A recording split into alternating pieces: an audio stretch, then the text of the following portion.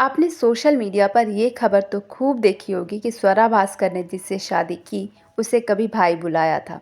लेकिन स्वरा के इंस्टाग्राम पर अपलोड एक वीडियो से एक और खुलासा हुआ है जो इस लव स्टोरी में एक दिलचस्प मोड़ देता है। खैर, उसके बारे में हम आगे जानेंगे, साथ ही ये भी जानेंगे कि इस लव स्टोरी की शुरुआत कैसे हुई। लेकिन उससे पहले मैं आपको स्वरा भास्कर के वेडिंग इनविटेशन कार्ड के बारे में बताती हूँ जो सोशल मीडिया पर बहुत वायरल हो रहा है और जो स्वरा की शादी की तरह ही यूनिक है। हेलो एवरीवन, आप देख रहे हैं हलचल इन बॉलीवुड। स्वरा भास्कर शुरू से ही बहुत बोल्ड और अपनी बातों को बेहद बेबाकी से रखने वाली अभिनेत्री रही हैं। वैसे इस तरह की सोच रखने की हिम्मत कई लोगों को परिवार से मिलती है। स्वरा को भी यह हिम्मत अपने परिवार से ही मिली है, ये आज़ादी भी उन्हें अपने परिवार से ही मिलती है। स्वरा के पिता जहां इंडियन नेवी में ऑफिसर रहे हैं, वहीं उनकी मां जेएनयू में इंडियन सिनेमा की प्रोफेसर हैं। स्वरा ने भी एमए तक की पढ़ाई की है और वो भी सोशियोलॉजी में। अब ऐसे में ये समझना मुश्किल नहीं है कि ग्लैमर इंडस्ट्री में रहने के बावजूद वो समय समय पर अपना सोशल, रिलीजन और पॉलिटिकल ओपिनियन क्यों रखती आई हैं। स्वरा ने जिन परिस्थितियों में शादी की, इस पर खूब हो हल्ला मचा है और उस पर हम आपको कुछ दिलचस्प बातें बताएंगे भी। लेकिन पहले उनके इनविटेशन कार्ड पर बात करते हैं जो बहुत ही यूनिक है। यह पहली शादी होगी जिसका इनविटेशन कार्ड इतना यूनिक है और पूरे भारत को समेटे हुए है। कार्ड में जहां संविधान की प्रस्तावना की शुरू की कुछ लाइन लिखी हुई हैं, वहीं शाहरुख खान की फिल्म डीडीएलजे का होर्डिंग भी बना हुआ है। कार्ड में एक ऐसा शहर दिखाया गया है जहां हिंदू, मुस्लिम और अन्य कई धर्मों के लोग जमघट लगाए हुए हैं, जहां प्यार के बैनर भी लगे हैं, गांधी जी की तस्वीरें भी लगी हैं, इनकलाब जिंदाबाद के नारे भी लिखे हैं और आज के कई मुद्दों को भी बारीकी से उकेरा गया है, जिसमें हम कागज़ नहीं दिखाएंगे जैसे नारे भी लिखे गए हैं। कार्ड में एक लड़का, एक लड़की और एक बिल्ली एक झरोखे से इस नज़ारे को देखते नजर आ रहे हैं। लड़की स्वरा भास्कर है, लड़का अहमद और वो साथ में उनकी खूबसूरत बिल्ली गालिब है। आपको बता दें कि स्वरा को बिल्लियां बेहद पसंद हैं और उनके पास 3 बिल्लियां हैं। गालिब वो बिल्ली है जिससे दोनों का एक और कॉमन इंटरेस्ट मैच हुआ और जिसने दोनों को करीब लाया है, इसलिए इसे इस वेडिंग कार्ड में एक इम्पॉर्टेंट जगह मिली है। दोनों दूल्हा दुल्हन की अटायर में हैं और वो सामने का नज़ारा उनकी मरीन ड्राइव और सिटीजन प्रोटेस्ट में साथ बिताए गए पलों की यादें हैं। स्वरा ने 6 जनवरी को अपनी शादी रजिस्टर कराने के लिए कोर्ट में एप्लीकेशन दिया था और 15 फरवरी को उन्होंने सोशल मीडिया पर अपनी कोर्ट मैरिज को रिवील किया। लेकिन ट्रेडिशनल तौर पर उनकी शादी अभी तक बाकी है। इसी के लिए उन्होंने ये इनविटेशन कार्ड छपवाया है। उन्होंने कोई ट्रेडिशनल वेडिंग करने की बजाय दिल्ली में अपने नाना नानी के घर पर एक इमोशनल और इंटीमेट वेडिंग करने का फैसला किया है।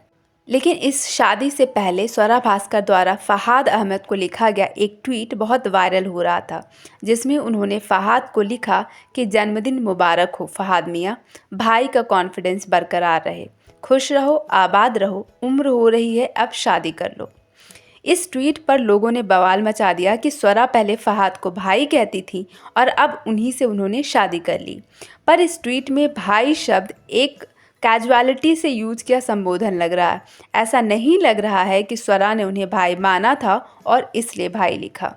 ये एक तकिया कलाम संबोधन लग रहा है, जैसा कि स्वरा का ट्विटर प्रोफाइल का डिस्क्रिप्शन देखकर समझ आता है, जिसमें खुद को डिफाइन करते हुए उन्होंने लिखा है, दिल की बुरी नहीं है पर पता नहीं कौन सी उल्टी बुद्धि दी है भगवान ने, और जिद्दी तो भैया खच्चर जैसी।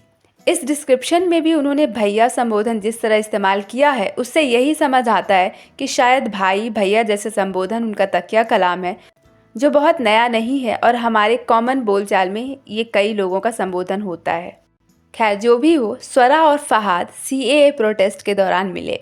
फहाद एक राजनीतिक दल के युवा नेता हैं और वो भी सीएए प्रोटेस्ट में जोर शोर से हिस्सा लेते नजर आए थे। वहीं पर दोनों एक दूसरे की सोच और विचारधारा से प्रभावित हुए और विचारों का ये मेल मन के मेल में बदल गया।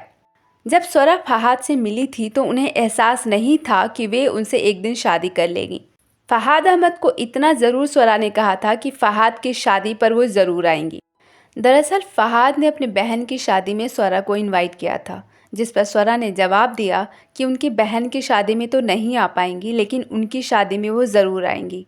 अब उन्हें क्या पता था कि एक दिन वही फहाद से शादी कर उनकी दुल्हन बनेंगी, जहां उनका जाना ज़रूरी होगा।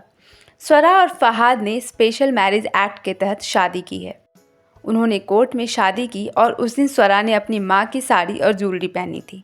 जैसा कि स्वरा ने ट्वीट किया और जैसा कि हमने बताया कि शहनाई वाली शादी मार्च में होगी। स्वरा को शादी के बाद बहुत सारे हेटर्स और लव जिहाद से जुड़े कमेंट्स को झेलना पड़ रहा है। इससे जुड़ा स्वरा ने एक इंटरेस्टिंग ट्वीट भी किया, जिस पर उन्होंने लिखा था, हेटर्स, सूटकेस, फ्रिज, अवैध कन्वर्सेशन, ब्ला ब्ला ब्ला। स्वरा इस ट्वीट से शायद ये बताना चाहती थीं कि इस इंटर रिलीजन मैरिज से लोग ऐसे ही शब्द इस्तेमाल कर उन्हें ट्रोल करेंगे, इसलिए उन्होंने इसे पहले ही ट्वीट कर दिया। स्वरा के ट्वीट से यह भी पता चलता है कि उन्हें पता था कि इस इंटर रिलीजन मैरिज से बहुत नफरत उन्हें झेलनी पड़ सकती है, इसलिए उन्होंने न केवल स्पेशल मैरिज एक्ट को बार बार धन्यवाद कहा, बल्कि इनविटेशन कार्ड को भी इसी थीम पर डेडिकेट कर दिया।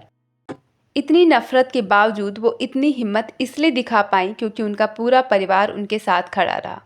उनके पिता अपनी बेटी की शादी पर बधाई देने वाले लोगों को ट्वीट पर थैंक्स कहते नजर आए। वहीं फहाद अहमद ने इसी ट्वीट पर रिप्लाई करते हुए लिखा कि हमारे माता पिता को 3 चीयर्स। वो मुझे और स्वरा को अपना अनकंडीशनल सपोर्ट देकर हमारी सारी चिंताएं मिटा देते हैं। फहाद लिखते हैं कि मैं स्वरा से हमेशा कहता हूं कि तुम्हें अपने माता पिता जैसा आदमी कभी नहीं मिलेगा। मैं केवल एक वादा कर सकता हूं कि मैं उनकी तरह बनने की कोशिश करूंगा। पापा, आप कमाल हैं। फहाद अहमद से शादी से पहले स्वरा की कोई लव लाइफ नहीं रही है। उनका एक अफेयर हिमांशु सक्सेना से रहा है, जो कि राइटर रहे हैं, लेकिन वो इतना सीरियस नहीं। स्वरा अपने कॉलेज के दिनों में पॉलिटिकली वोकल और एक्टिव रही हैं और वही पॉलिटिकल विचारधारा उनके प्यार को उन तक खींच लाया।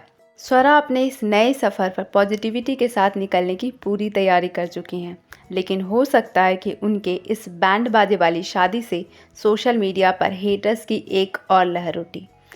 क्या होना है वो तो खैर आगे ही पता चलेगा। फिलहाल आज के लिए बस इतना ही। अगर ये वीडियो अच्छा लगा तो इसे लाइक, शेयर और सब्सक्राइब करना ना भूलें। कमेंट बॉक्स में अपनी राय ज़रूर दें। Thank you.